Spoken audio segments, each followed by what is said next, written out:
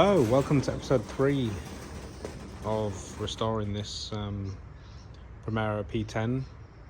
As far as I know, Australia's only Primera P10. So I've got some good updates. The big exciting one is that the car goes for paint this weekend. I started to get a bit uncertain about which colour it's going to go. It's originally a black car, and my first Primera P10 was a black car. But I recently just got a new car with work, which is black, and I forgot about how difficult it is to keep black cars looking nice and clean. But it's going to go black. I've decided it's going to go black.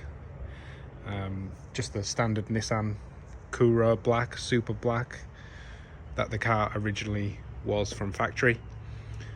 Haven't really done any more with preparing the paint. I think it's really best now that I just leave this to the professionals. But to try and make it the best paint job that it can be, I have started, I arranged a few of the bits and pieces to get done. So I couldn't find a windscreen in Australia, unsurprisingly, for one of these, because they weren't built here or sold here. But I've removed all of these trims up the side here, and then I've had the top rubber seal removed as well, so that the painters can get a really good tight seal on there. There are two tiny little bits of rust here, and again the same on the other side, so I'll get them to do what they can with that, obviously without risking the windscreen being damaged.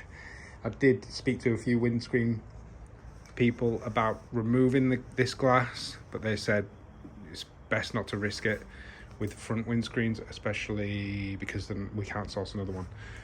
But the rear ones can be removed, so this has all been removed.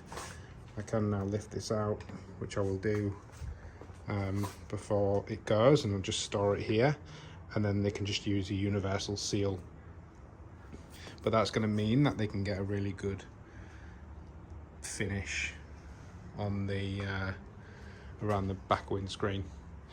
A couple of other bits that they're going to do before it gets painted. It's had attempted to be stolen, so this is a bit damaged around the key lock, so they'll fix that up. I've removed the door handles as well, again just to give it a better finish. I've removed this aerial, and I'm going to get them to patch that hole. I don't need an aerial. Some holes here where an aftermarket spoiler was fitted, which need plugging, so they're going to do that as well.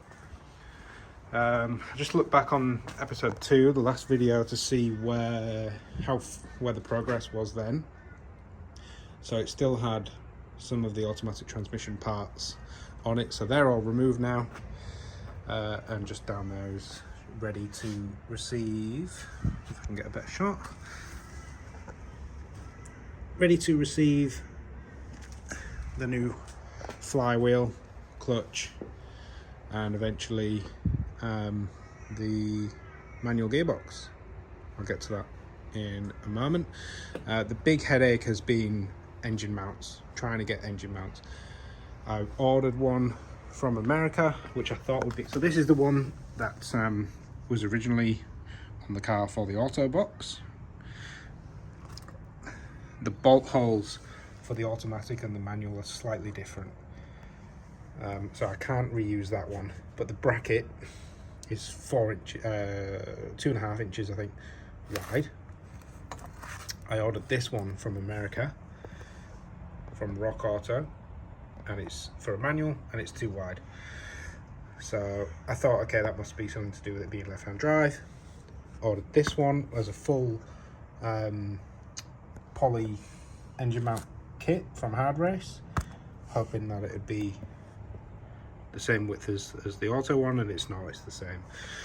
So got to rethink that. Haven't worked that out yet, what I'm going to do, because I really don't want to have to unstitch the automatic engine mount and put a manual engine mount in its place if I can avoid it. But I have fitted the other engine mount here, the other poly engine mount, and another one for the rear as well. I have also fitted up the manual short shifter. So that's all in there done now. Obviously it's not hooked up because there's no gearbox to hook it up to. And I have also fitted the clutch line and clutch pedal. This was a really crappy job to do, but I managed to do it without taking the whole dash out, so I was very happy about that. So the car is ready to go for paint. Goes on Saturday. Trailer it down there, and then they've got the car for 4 or 5 weeks. Really, I'm going away, so I don't need the car, so they can chip away at it. Obviously, there's going to be a fair bit of prep work that they need to do. But yeah, really looking forward to getting it back and it being all one nice, clean, shiny colour, and then I can start building it back up and it can start looking a bit like a car again. But it's not going to have its manual gearbox just yet. So here's the manual box that I've got for it, and I've started getting some nice parts arrive. So I have the M Factory limited slip diff for it, which just arrived today. So that's going to a local guy who races pulsars, and he's going to fit that up into that box for me while I'm away. Clutch kit, and lightning flywheel. I think this is 3.8 kilos, so really light flywheel. The clutch kit is just the standard Nissan SR20 clutch kit. Reason for that being is because I've kept the cable clutch for now. I haven't changed it to a hydraulic clutch. Something I might do down the line, but again, trying to find parts is a bit difficult. But apparently if you put a heavier clutch in, the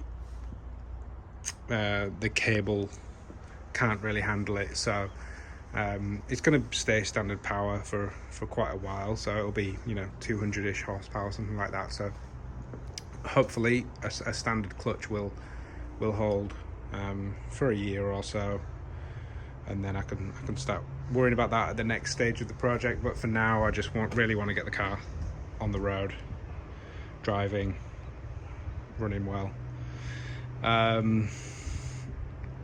The only other bits and pieces I've got really I ordered, and I've not even unboxed them, the Hard Race complete rear arm, adjustable rear arm kit. So that just adds, you know, gives you full adjustability of the rear suspension.